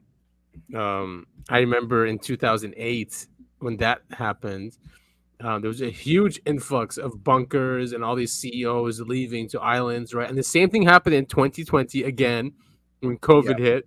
They all of a sudden they resigned and then left, right? Like even Iger from Disney, and then he returned after COVID. Once everything, it's not so bad. Okay, I guess I'm back. Now this is. Go ahead, read it. Yeah, so Nokia is selected by DARPA to design communications services infrastructure framework for future lunar economy. Now this actually gives me some hope because if you remember the first cell phones that were coming out were Nokias, and those things could not be broken. Those things were bricks. Dumb phones. Oh man, they were great. There's a movement for that too. Oh, and like now, if you look at your iPhone too long, the screen cracks. But those things you could throw them you could throw them in front of a moving semi truck and it wouldn't come out with a scratch. It'd be fine. Absolutely, yeah, you're right. So I mean, it's cool that now. So Nokia obviously their phones there's not a big business anymore, but they're still doing mobile infrastructure and high-speed wireless infrastructure. So DARPA chose them for the moon. So pretty cool. That's pretty cool. I mean, from a company that Apple beat, I think this is kind of an own, like saying, all right, well, we're on the moon and you're not. Yeah, exactly. So it's pretty cool that they're going to be doing that. Although I'm not. I mean, the reason why I'm iffy about it is I know like cell phones and cell towers can disrupt nature. This even disrupt our natural processes. Whether it's our mind or biologically. Is a great book. Now I'm forgetting what it's called. I think something the rainbow. And it's funny, the author of it, because what this author does, he's a scientist, and he links pandemics and diseases to every time that humanity upgrades. Like when we had the telegraph, and we started having those wires, right? The telegraph wires on railroads. He said there was a huge uptick in like cases of people getting sick. When we added radio, people got getting sick. 4G, 5G, blah blah blah, whatever it is. It's super interesting because I don't, like I know technically they're considered safe, but I don't think we could truly understand the nature of like what a radio wave does to brainwaves, because we can't really like measure brainwaves properly. We can see that the brain has activity, but you can't like capture the wave of a brain and say, okay, that's what this wave is doing. That's what I don't think so anyway. Maybe I'm way off about that. Yeah. But like wirelessly, no, probably not. Yeah, like the interference between those things would happen like on almost like a quantum level, something we couldn't truly understand. Yeah, and there are people who are very sensitive to radio waves, and they have to move away from towers. Like it's a real thing. It's not a huge part of the population, but it drives them insane. Well, and there's just like this. We have done studies on those high pitched frequencies that you can't technically hear, but it still affects you. Yeah. And so like if you're one of those people that's super sensitive to that and it's making you sick, people just think you're crazy anti-technology person, but it's really just that high-pitched frequency that's mucking around with your inner ear and making you sick. That's probably exactly what it is. Yeah, they hear it that you don't. They're just susceptible to it. They have the ability to hear these frequencies that you don't. So I mean, don't judge people. Yeah. Especially when it comes to technology.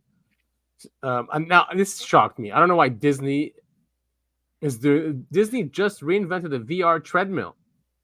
Oh. Yeah, I thought they were making rides, but now they're doing stuff like this. So we're getting closer and closer to Ready Player One, man. Yes. Always allow. Oh no, not that one. Oh yeah, here it is. Yeah, look at this. It looks really cool. I can walk on this omnidirectional floor Whoa. in any direction I want. It will automatically do whatever it needs to have me stay on the floor. And what's amazing about this is multiple people can be on it and all walking independently. They can walk in virtual reality and so many other things. Yeah. That's so cool. Isn't it? I mean, it makes it good for the plebes too, right? To play VR because you don't need a big house anymore. That way you don't run to. Oh man, there was a period of like a year where I was like, I'd get home from work and I would just play Beat Saber for an hour. Because it's great. It's a great workout and you don't have to move so much. But I did always end up punching my wall because I don't have a whole lot of room in my bedroom to do it. Same here. If I have to do that, I have to go like in the middle of the apartment where the foundation structure is, so, so my neighbors don't go crazy. Yeah. But yeah, I mean, I thought that's pretty cool that Disney's now trying to get into VR. It's pretty interesting. I mean, VR is I mean, I'm sure you saw the announcement for the Apple, whatever those goggle things are called. Yeah. So they're getting into it too. Yeah, the VR and AI are coming up together, and they're going to be intertwined here really, really soon if they're not already. Well, PlayStation is not happy with their numbers because it's like buying another PlayStation. The price is insane. Yeah. But they only sold 300,000, which I think is a lot, especially at that price point. Dude, yeah, no, VR is cool. I think I told you I've got the Oculus 2 from a few years back, and it's fun, but like it's still, you can tell it's just not quite there yet. Right. Yeah, and especially if you do like the PlayStation VR, I would say is probably 100 times better than Oculus. The graphics. I'm sure. Yeah, I was gonna say because the graphics on the Oculus are not fantastic. It's all really simple stuff. Yeah, and speaking of VR, so there's a robot avatar lets people see and feel things remotely through VR. Interesting. Yeah, I mean, maybe that's how these This the is Greys. Yeah. Go scroll back up. I want to read that. A person wearing a VR headset and haptic feedback gloves can control the iCub 3 robot and experience being somewhere else. Once again, this is what's it called? This is Ready Player One with the haptic feedback and stuff. Very, very, very cool stuff. So you put on some gloves, and you can feel the gloves like, I don't know how it works. Whatever haptic feedback entails, it makes it so when you touch something, the gloves like give you feedback, so it feels like you're touching whatever it is the robot's touching. That's amazing. That's really cool stuff. Hundreds of kilometers away. So basically we could experience other planets, right, and star systems with this. And it might be what aliens, quote unquote aliens are. Yeah, they're robots. Very viable thing. Yeah, I mean, they're billions of light years away. They send the little gray robots here, and they just not live through them, but they control them. That makes especially with quantum entanglement and stuff like that. There's no delay. There you go. Exactly. It's instantaneous. When you figure out quantum communications, that is I'm not going to say it's above or beyond our physical reality, but yeah, quantum entanglement has nothing to do with light. It's instantaneous. Yeah. Even if you're a galaxy no matter the distance, it's like you're right there. Yeah. Pretty cool stuff. Yeah. Again, there's no proof that the government and the corporations are reverse engineering anything. Yeah. There's no proof at all. I shared this with you. What'd you think about it? Did you see it? Morpheus? It looks familiar, but I can't remember. So it's lucid dreaming. Oh, that's right. You did. Yes. Yeah. So it's a band that you put on your head, and it uses ultrasonic waves. So when you sleep and it knows you're in REM, it induces you lucid dreams. Yes, to lucid dreams. So not really wake you up, but like tell you, hey, you're in a dream. Yeah. I don't know if I like this so much. This kind of creeps me out, to be honest. Does it? Yeah. I mean, I have trouble sleeping already, and I already have pretty wild dreams. I don't want to mess with it further. Do you have vivid dreams all the time? All the time. In fact, I had a really interesting one last night where I had signed up to play in a amateur hockey tournament. I don't. No shit. And I was like, "Do you even play hockey?" And for some reason we were matched up against a practice squad for the NHL, and there was just these huge guys, and I was like, I can barely stand on these skates. What? And I was like terrified I was going to get just absolutely crushed. Yeah, it was a weird dream. No. And then I took an Uber home, and the Uber flooded. So explain that one. No shit. I mean, I've had dreams, that predict the future. I have vivid dreams a lot, and I think, especially if I'm sober, it's always vivid dreams and always very strange ones. And I think that's why or before in the past, I would, every day I wouldn't be sober before going to sleep because of that, because I don't want to have those. But I know what you're talking about. Like, it's just, so yeah, but wouldn't this then help us control those things? Because I suppose my worry is that you'd somehow end up stuck in a really bad dream, and that's kind of where it's almost like if you're doing drugs and you have a bad trip or something, you know what I mean, and you're just kind of stuck with it until it ends. I wonder if there must be a fail-safe thing in here that wakes you up if it's a nightmare. I mean, you're right. If it doesn't have a fail-safe, get me the hell out of here, then I'm not going to try it either. Because that's the thing. So I used to practice lucid dreaming when I was in college, and the reason I stopped is because something would happen in my dream that I couldn't control, and it would morph and turn into, it's because my subconscious is so messed up. So I'd be flying around or something, and then a giant bird would start attacking me, and you can't stop it. And then it's just like, well, what the hell am I doing? Why am I doing this to myself? Interesting. Because some thought, that's why I compare it to a bad trip. Some bad thought gets stuck in your head, and then it just kind of takes over. It morphs. Yeah. Reminds me of a movie. I was just gonna say this. It's like, that's probably why this freaks me out so much, is because this does remind me of like a sci-fi movie. Yeah. What was that where you're stuck in that nightmare? I feel like it's but many of them, but yeah. Anyway, it's not launched yet. They're launching soon. They want beta testers, but it's built on 11 million data set of brain scans of different situations. So it's like Total Recall in a way, because Yeah, you a can little tell, bit. like, I want this type of situation. So what the ultrasound does, or wait, not ultrasound, what's it called? Ultrasonic transformer, it mimics the brain image of someone doing a certain situation, but then sends that to you, right, in a vivid dream, Mhm. and then you experience that. That at least that's what I understood what it does. It's like Inception almost. Like, you know how Yeah. where they're going in other people's minds, but other people's minds have Yes. defenses. Mm-hmm. Like, imagine if the defenses were you're in your own mind, which is like the problem I was having. Yeah. So so you nailed it. That's what I meant. Like, oh, what's that movie? That's the movie. Yeah. Because he had a problem with his subconscious, right? And she kept Right. showing up. And yeah. Exactly. That's the kind of thing that would definitely happen to me. But yeah. So I wonder if that bando would help with fixing that in a way. You know, only if it has a failsafe. I mean, if there's a way.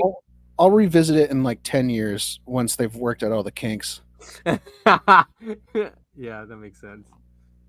So I've been following this scientist for a while. He's the creator of quantized inertia. He created an engine. Now I still don't get it. Okay, don't think I understand this. I'm trying to look at this. I don't even understand the words in the title of the article. So DARPA invested in this like 10 years ago, and now it's up in space. SpaceX put it up there, and there's a drive trying to prove this right. And it looks like it's working. And it uses quantum theory, and it's called quantized inertia. So, all right. So according to standard physics, we cannot travel to the stars in a human lifetime because we need impractical amounts of fuel to get close to light speed. However, a new theory of inertia has been proposed called quantized inertia. It predicts standard inertia as a vacuum effect at normal accelerations. It also predicts a drop in inertia at low accelerations that predicts disk galaxy rotation without dark matter. Therefore, it has solid empirical backing. So yeah, so this theory does away with dark matter, dark energy, all that stuff. But they're testing it, and it doesn't need fuel. It uses the vacuum and quantum mechanics to. Wow. It's phenomenal. So it's being tested in space now. So he got DARPA $1.3 million, and now in 2023 they're getting good results from a capacitor with a dielectric between plates with 8-micron separation. McCulloch, and that's the inventor, uses aluminum plates, and Captain dielectric, but Ivo whatever uses solid dielectric. This is the company that launched it in space. Mm-hmm. Huh. So really cool. I mean, again, I'm not going to pretend I know the science. I do not. But I think this is still a great. There he is. We follow each other, by the way. He follows us. We follow him. Nice. He's a cool guy, McCulloch. He doesn't want the U.S. to go down. He loves this country. He hates what's happening like with the border and Biden, all that stuff. He's a cool dude. He's a very cool dude. And a genius. I told him, like, they're probably going to erect statues of you. And he goes, what, the statues that get removed? At least he's got a sense of humor about it. He does. I tagged him once. I forget what it was about Einstein. Oh, never mind. I don't remember it. So, but yeah, I mean, the physics they use is obviously not our type of physics. There's no dark matter, no dark energy.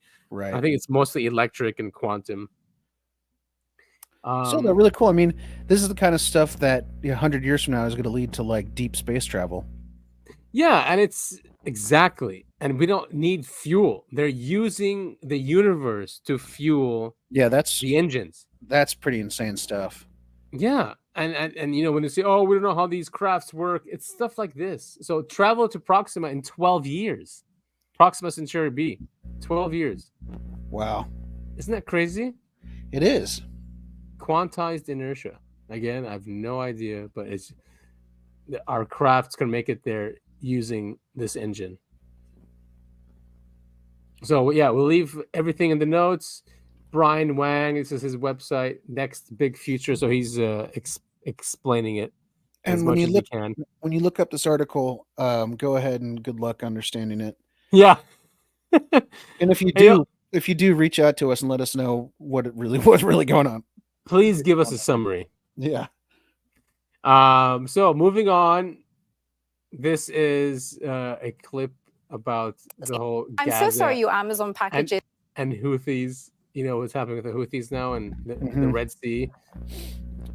Now we like to stay clear of this subject, like the plague, because it is the plague. Yep.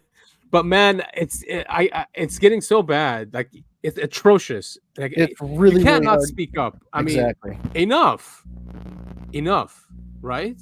Exactly. Over 100 days, babies, women, hospitals, and blown up. The newest bombing was the third oldest church in the world was blown up. Enough is enough. Enough is enough. I mean, the ICJ came in. They weren't too stern or anything, but I mean, they still sided against them. Like they told them, stop it, or we're gonna have to interfere because it will be genocide if you don't stop. But they deserve it. Yeah, they deserve. Yeah, if they're doing it, then it's for a good reason. Mm-hmm. So this is only a minute, but this is on the BBC, which you haven't. People like this were never given a mic or time, of course, to give their opinion. So here, it's a minute. It's great to hear more of this, please. I'm so sorry your Amazon packages are delayed. I really am. Like, I wish mine came on time. Hundreds of billions of dollars has been put at risk because the Houthis have held this area in the Red Sea at ransom. Sorry, so just let me get this straight, Yalda. So we are bombing one of the poorest countries in the world that has been under a humanitarian blockade. There has been famine. These people have been decimated, and we are bombing them because a couple of guys in dinghies in support for the Palestinians who are having a genocide committed against them. They're objecting to that, and we're bombing them. Come on now. I mean, this is just an insane world for us to even think. I'm so sorry your Amazon packages are delayed. I really am. Like, I wish mine came on time. But, genocide, guys, genocide. There are 2 mothers a day dying in Gaza right now. It's 109 days into a conflict in which a humanitarian crisis has been declared to the world day in, day out. By the way, Dr. I know. Well, there's some comedy though. So this guy put he put a compilation together of Freudian slips, the ones covering up for the Zionists. Yes. So here's Trudeau. He looks like crap. Yeah, he does. Isn't he? Wow, he looks old. So let's hear him. What does he have to say? To see a cease. We need to see a humanitarian pause so we can flow. Whoops. Ceasing of the violence.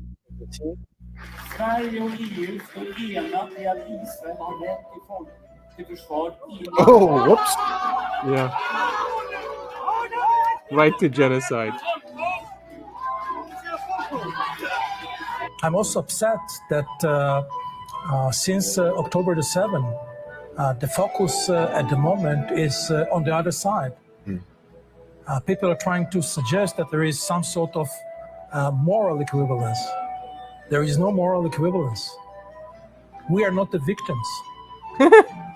Oh, no. Sorry, we are the victims. We are not the aggressor. Sorry. But I can tell you that we are not targeting anyone else in Gaza but civilians. Hamas is cynically, but rather terrorists, of course. And I would like to use the rest of my time to say how appalled I am that people are bringing up the Holocaust. Do not use other genocides to describe this one. I have been... Yeah, you can tell what's on their minds. Yeah, exactly. They know they're wrong. They believe they have the right to be this. Just, you know what? We got to move on because we're gonna get. All right, fine. Okay, I did want to show you this. So I think yesterday, or Friday, I was thinking about the 4chan leak, right? But because I was using ChatGPT and Dolly, I'm like, I should create some images. Yeah, hell yeah. Based on that. So here's the underground, AI creating these crafts and the beings, and look what it did. It put all these. That's pretty cool, man. Isn't that cool? Great, yeah. Creepy Yeah, stuff, and then though. But I said, if it's did it create the sun, moon, earth system? But here's it being worshipped. I put that in there. That looks really familiar. Yeah, doesn't it? I didn't. All I said was depict it being worshipped, and they put a cube. Isn't that crazy? Yeah.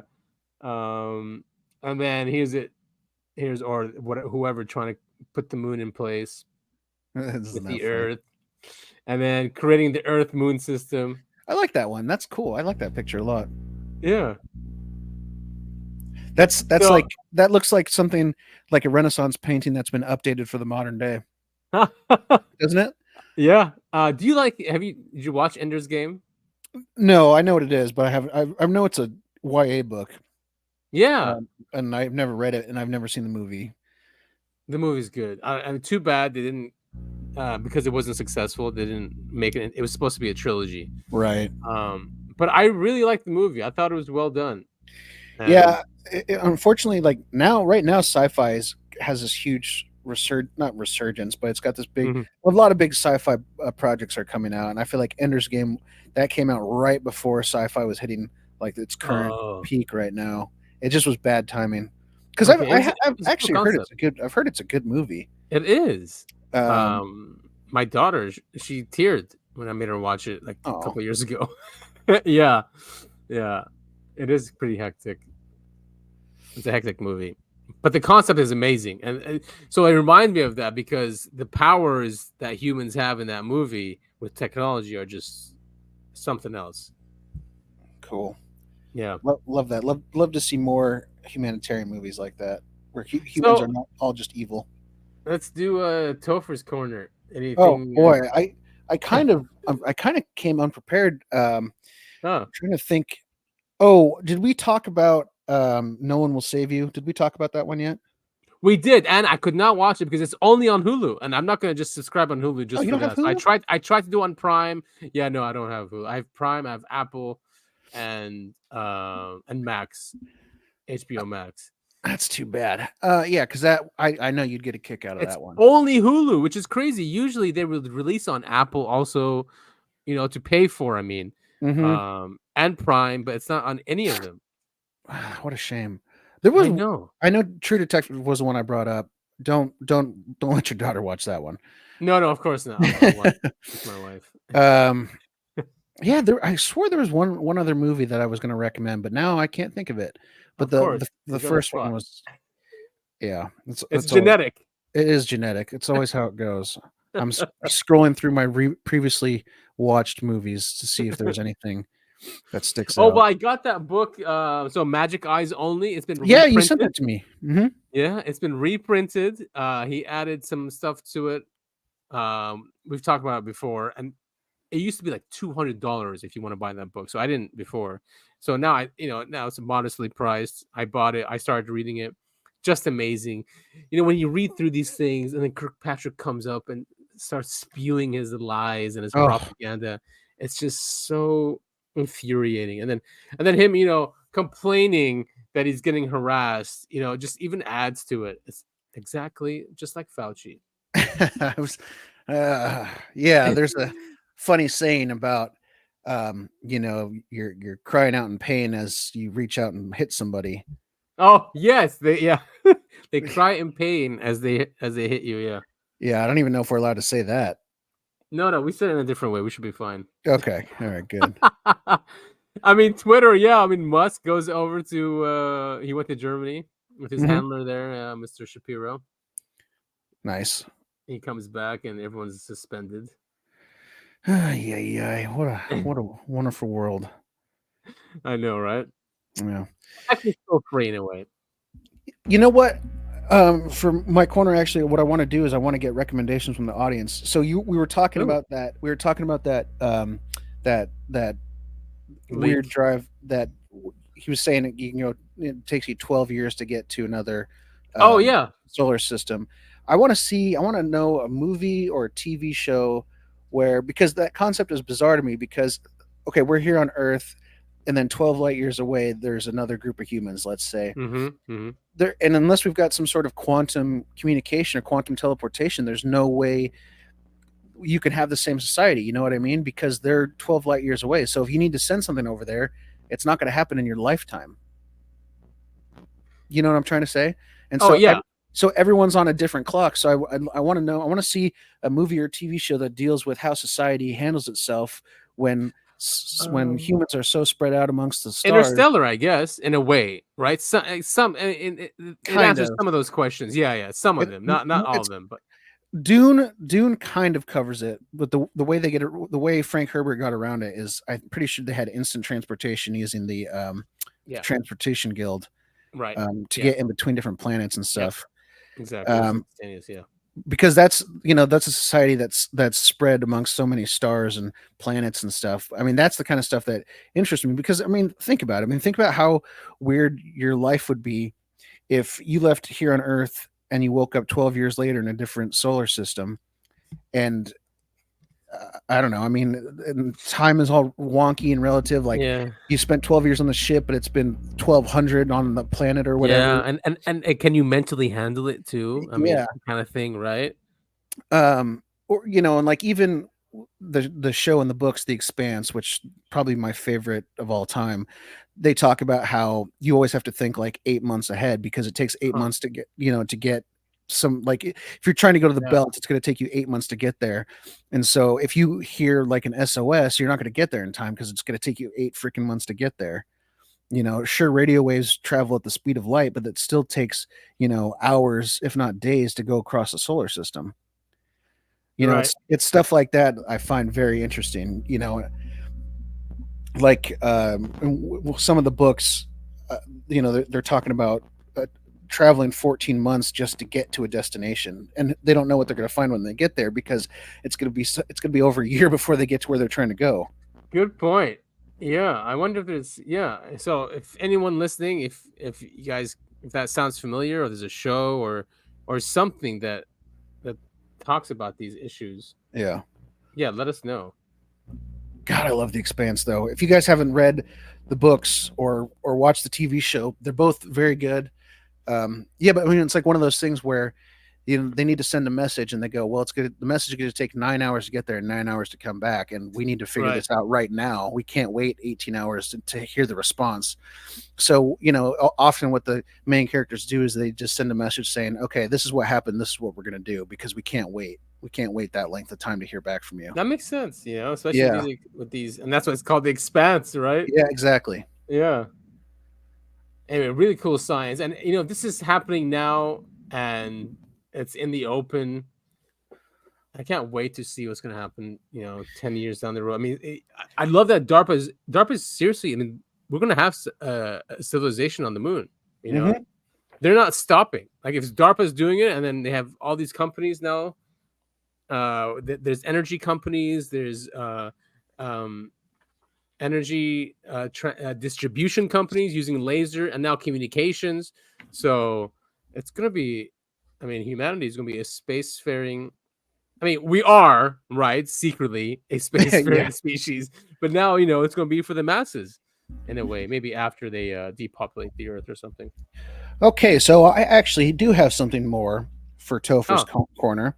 Yeah, I read the book Them by Whitley Strieber. And I have some interesting passages that I think he would enjoy. This first one is about using magnetic fields to affect the temporal lobe. Okay. So, Dr. Michael Persinger, who spent his career from 1971 until his death in 2018 exploring various methods of affecting perception by stimulating the temporal lobe, was able, using magnetic fields, to experimentally induce hallucinations. Thank you. Hallucinations that test subjects' experience as anything from the presence of aliens to a visit from God. He discovered that when a person's head is placed between two strong, alienating electromagnetic fields, a glow appears in their peripheral vision caused by the stimulation of the retina. Right. There's more here, but this just ties into, how it might be possible that the entities can make us see what they want us to see. Right. Exactly, by just hitting the right part of the brain. And I remember that experiment. It was somewhere. It was. What did you say? It was the right side of the brain. It was Temporal somewhere in lobe. temporal lobe, but the right temporal lobe, right?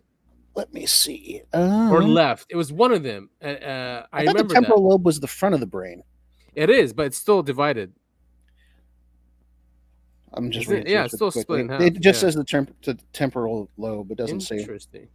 Well, now that's why I brought this one back up, because that's what they're doing. Yeah. I mean, they're doing it a different way, obviously, trying to make us lucid dream. If I remembered right, I would have brought up that passage when we were talking. Yeah, no, and you brought up before the show too, and you read those passages, and there was another one. There's another quote. Yeah, I think I'm going to save it. Okay. But if you want to look it up, Shalisha Lee Ikimu Ran. Shalisha Lee Li. Okay. Ikimu Ekimu. Ran Ranm. And maybe we can discuss that next week. Oh, it's Shalisha Shalisha. Shalisha Lee Ikimu Ran. Here she is, the fantasy of the Galactic Federation with these streamers. Oh, so she's save it until next week. Okay. We'll do some research on it. I've got my book here, and we can talk about it next week. All right, because it doesn't really fit in with anything we talked about this week. Okay, we'll do. Cool, awesome. Cool. Well, that was a good show. I think we just wanted to highlight Kirkpatrick and his temper tantrum. Yeah, and calling us all conspiracy theorists because it's still the 1960s and this works, he thinks.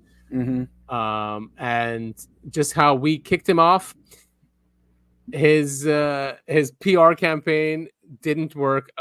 Okay, it's gonna work for like Mick West and Stephen Greenstreet, of course. Yeah, dude, the guy mentioned the Stephen Greenstreet article in his Scientific American Journal. Yes, I mean it just proves that he's a propagandist, paid propagandist. Yes, you are, Stephen, paid propagandist.